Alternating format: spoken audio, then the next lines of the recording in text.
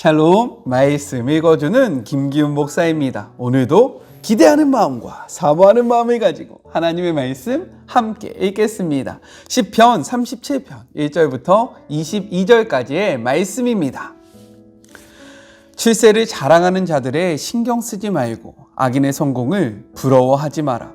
머지않아 저들은 베인 풀처럼 오그라들고 잘린 꽃처럼 시들어 버릴 것이다. 하나님께 보험을 들고 선한 일을 하며 마음을 가라앉히고 내 본분을 지켜라.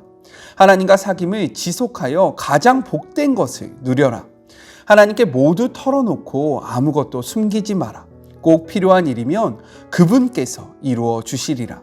내가 올바르게 살아왔음을 대낮에 증언해 주시고 정오에 확인 도장을 찍어 주시리라. 하나님 앞에 고요히 머물고 그분 앞에서 기도하여라. 출세의 사다리를 오르는 자들, 남을 밀치며 정상에 오르는 자들 때문에 괴로워하지 마라. 노여움을 제어하고 분노를 버려라.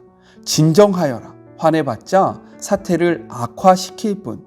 얼마 못 가 사기꾼들은 파산하고 하나님께 투자한 이들이 곧 그 가게를 차지하리라. 악인은 눈 깜빡할 사이에 결단날이니 한때 이름 날리던 사업장에는 아무것도 남지 않으리라.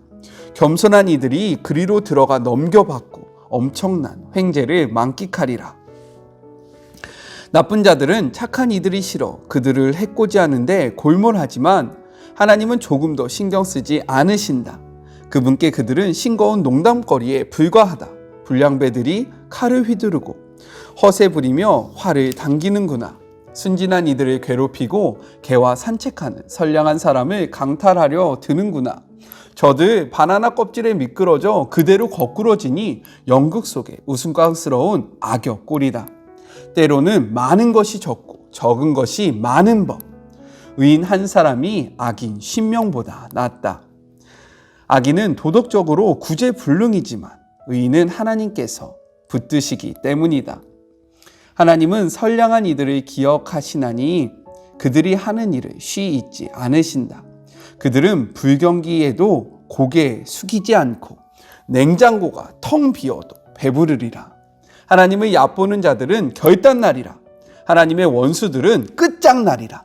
수확철에 포도원처럼 털리고 연기처럼 아무도 모르게 사라지리라.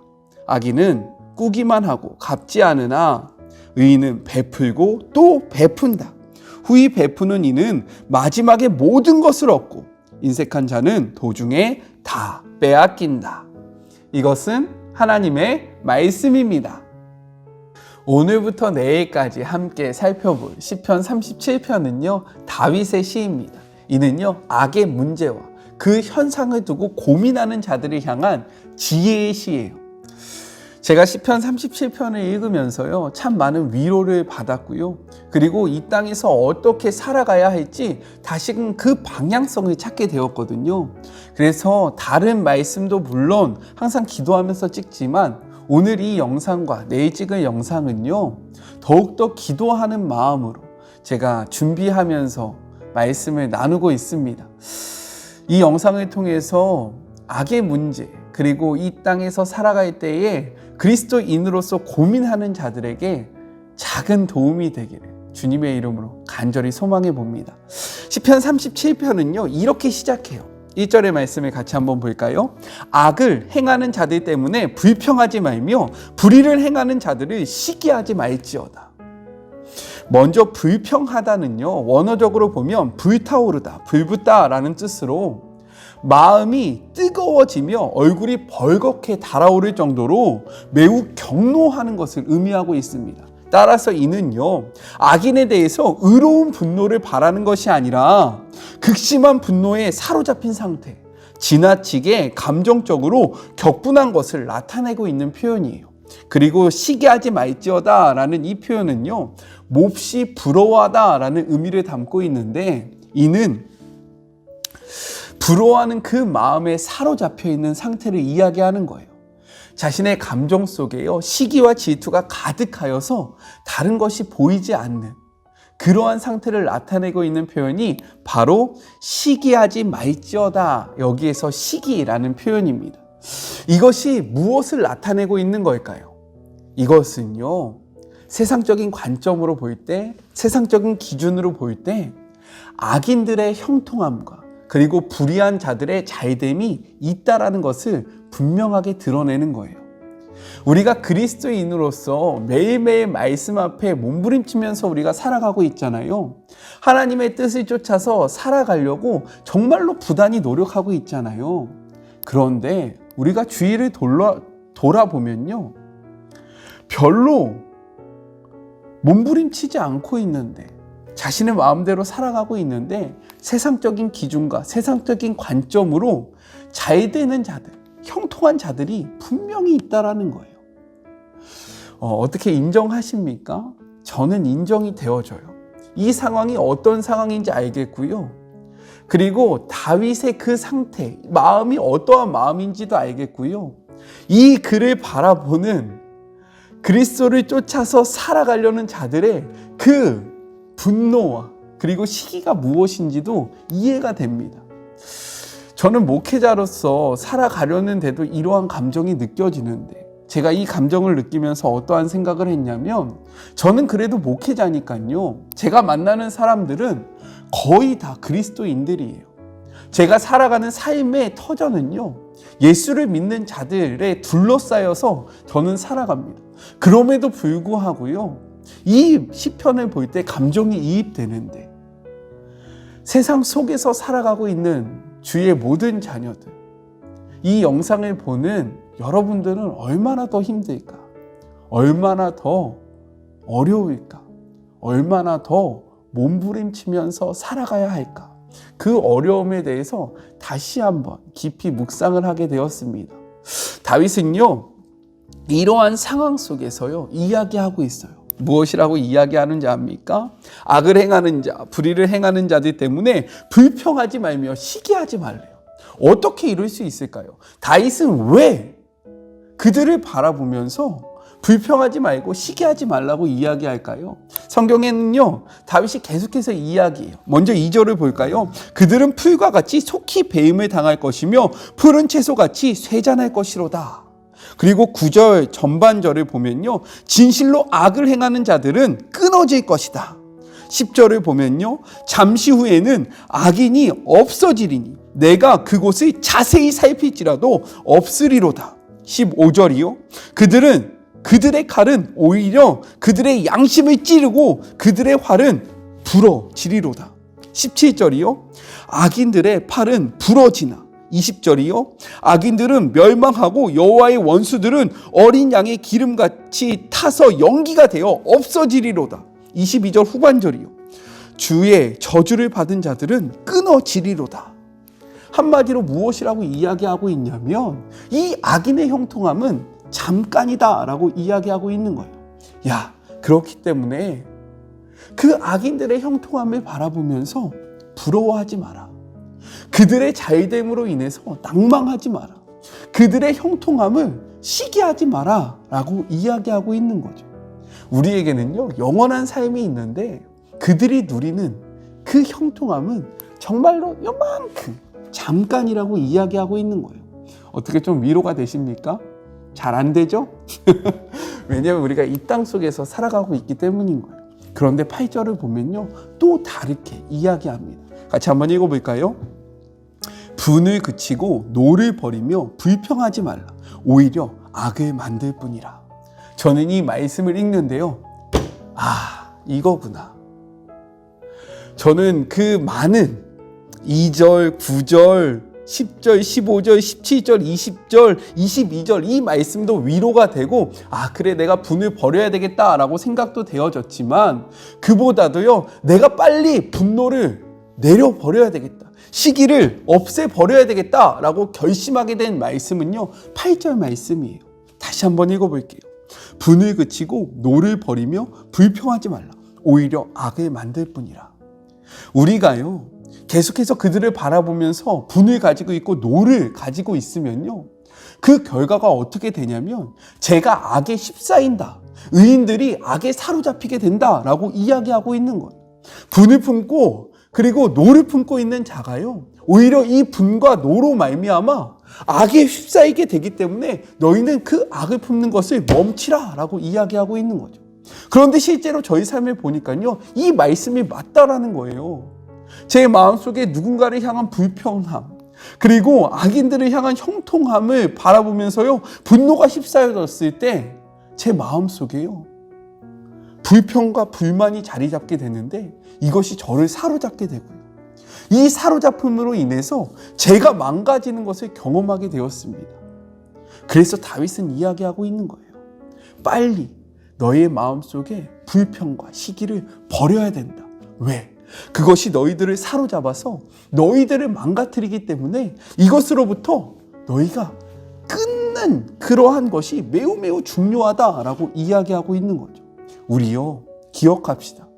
악은요, 잠깐이다라고 이야기하고 있어요. 동의하십니까? 아멘 하세요. 아멘! 그리고요, 이 분노가요, 나를 망가뜨린다라고 이야기하고 있는 거예요. 그렇기 때문에 우리 안에 있는 악인들을 향해서, 그들을 향해서 품은 분노와 시기를 내려놓으시는 그런 복된 하루가 되셨으면 좋겠습니다. 그러면 우리는 어떻게 살아야 할까요? 다윗은요, 이야기하고 있어요. 3절과 4절의 메시지 성경이 저는 확 와닿았거든요. 같이 한번 읽어볼까요?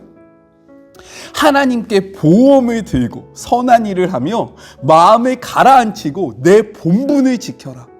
하나님과 사귐을 지속하여 가장 복된 것을 누려라. 그리고 7절은요, 또 이렇게 이야기합니다. 하나님 앞에 고요히 머물고 그분 앞에서 기도하여라. 출세의 사닥다리를 오르는 자들, 남을 밀치며 정상에 오르는 자들 때문에 괴로워하지 말라라고 이야기해요. 이 말씀의 핵심은 무엇인지 아십니까? 악을 향해 있던 너희의 시선을 다시금 하나님께로 돌리라고 이야기하는 거예요. 그래서요, 하나님과의 사귐을 지속하라고 이야기하고 있고요, 고요히 그분 앞에서 기도하라고 권면하고 있는 거예요. 우리가 바라봐야 할 것은, 우리가 집중해야 할 것은요, 무엇이냐면 악인들의 삶이 어떠한지를 주목해서 보는 것이 아니라 하나님을 바라보면서요, 우리의 삶의 본분을 지키는 거예요. 저의 삶의 본분은, 저는 목회자입니다.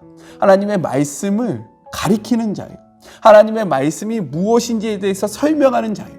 그러면 제가 집중해야 할 것, 이 땅 속에서 살아가면서 제가 해야 하는 일은 무엇이냐? 와, 쟤는 어떻게 저렇게 살아? 아, 쟤는 어떻게 저렇게 살아? 이것을 집중하면서 보는 것이 아니라 오히려 이러할수록 하나님의 말씀을 더욱더 연구하고요, 하나님의 말씀을 담대하게 선포하는 것이다 라고 다윗은 이야기하고 있는 거죠. 그리고요, 하나님 앞에서 기도하래요. 잠잠히 하나님을 바라보라고 권면합니다. 이 모든 것들을 한 문장으로 정리하면요, 5절의 말씀이에요. 같이 한번 읽어볼까요? 내 길을 여호와께 맡기라. 그를 의지하면 그가 이루시고. 아멘. 다시 한번요. 내 길을 여호와께 맡기라. 그를 의지하면 그가 이루시고. 이것은요, 다윗의 시입니다. 이 시가 언제 쓰여졌는지 정확하지 않지만 성경학자들은요, 이 시가 다윗의 노년에 쓰여진 시라고 이야기하고 있어요. 다윗처럼요, 정말로 인생에 굴곡이 많았던 사람은 찾기 힘들 겁니다. 목숨을 구걸하는 이들이 몇 번이나 있었어요. 정말로 살면서 한 번도 겪기 힘든 일들을요, 숱하게 겪었던 인물이 다윗이에요. 그가 노년에 하나님을 바라보면서 하나님 나라에 가기 앞서서 썼던 시가 이 시편 37편인데요. 그가 이야기하는 거예요. 야, 주의 길을 걸어가는 사랑하는 자녀들아, 악인들의 형통함, 불의한 자의 그 자애들 바라보고 싶고, 바라보면 화가 나고 억울하겠지만, 야, 하나님 앞에 우리의 인생을 맡기면, 하나님께 집중하고 나아가다 보면 하나님이 다 갚아주시더라. 내가 그렇게 살아봐서 안다. 내가 그렇게 지내봐서 알아. 나 아무런 죄 없이 목숨을 잃을 뻔한 적이 몇 번인 줄 아냐. 야, 진짜 악인들 앞에서 침을 질질 흘리면서 나의 목숨을 구걸한 때가, 와, 나의 대적 정말로 아무 죄도 짓지 않았지만 나를 죽이려는 사람들 앞에서 도망가면서 살았던 나의 인생이 몇 년인 줄 아냐. 근데 그러할 때에 내가 분노에 휩싸이니까 나를 잃어버리게 되더라.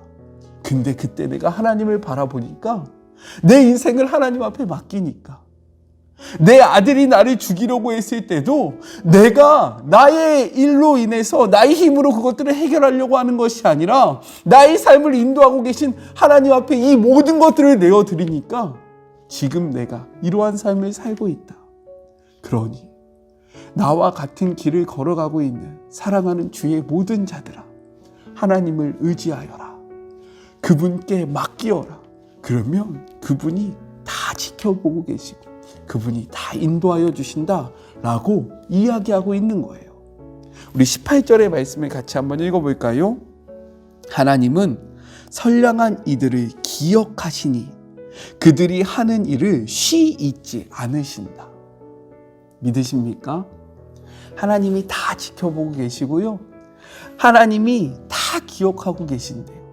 그러니까요, 불의한 마음을 품지 말고 분노를 식히고 잠잠하게 다시금 하나님 앞에서 우리가 그리스도인으로 어떠한 삶을 살아야 하는지, 어떻게 나아가야 하는지 재정비하면서 그분 앞에 기도하고 우리의 인생을 하나님 앞에 맡기라고 다윗이 오늘 우리의 인생 속에서 권면을 하고 있는 것입니다.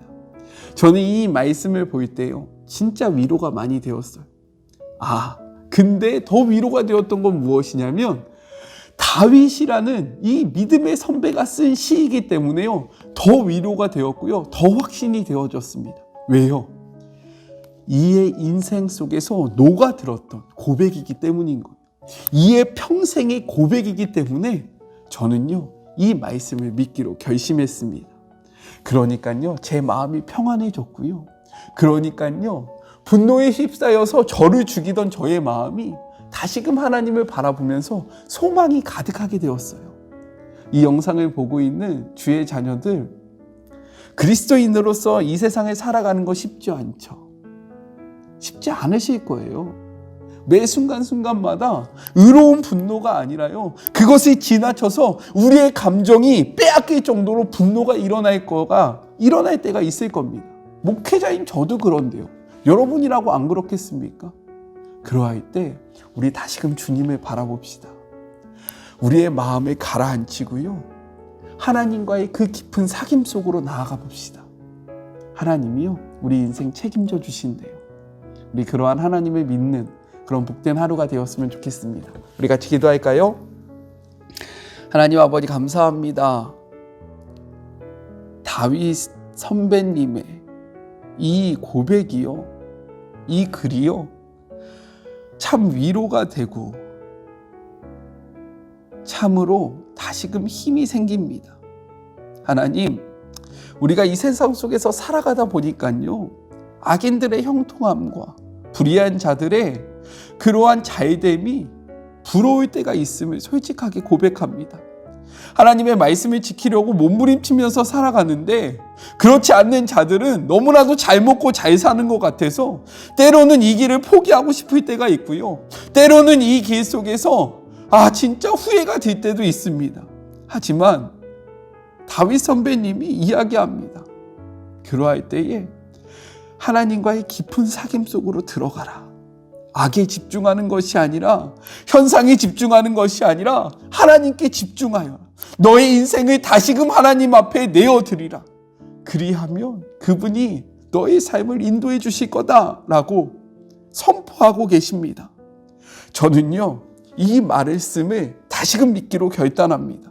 주님, 저의 삶을 하나님 앞에 올려드리니 하나님께서 제 인생, 저의 삶 붙잡아 주시고 인도하여 주시옵소서. 그 잠깐의 형통함에 저의 마음을 빼앗기는 것이 아니라요, 영원한 하나님의 나라를 바라보면서요, 제가 하나님이 허락하신 자리에서 뚜벅뚜벅 걸어가게 하시고, 이 영상을 보는 주의 모든 자녀들도 마찬가지로 이 땅에 잠깐의 형통함을 부러워하는 것이 아니라 영원한 삶의 소망을 두며 그 길을 바라보고 뚜벅뚜벅 걸어갈 수 있도록 하나님 함께하여 주시고 붙잡아 주시옵소서. 주님께서 우리의 삶을 기억하여 주신다라고 약속하셨사오니 필요한 위로를 허락하여 주시고 동역자들을 보내주셔서 서로 격려하고 위로하는 우리 모두가 되게 하여 주시옵소서. 오늘 하루도 하나님을 바라봅니다. 주님이 주시는 평안 안에 거하기를 소망하며 분노로 인하여 우리 자신을 죽이는 그러한 미련한 일들을 하지 아니하는 복된 하루가 되게 하여 주시옵소서. 함께 하실 주님이 기대함으로 나아가며 예수님의 이름으로 기도드립니다. 아멘.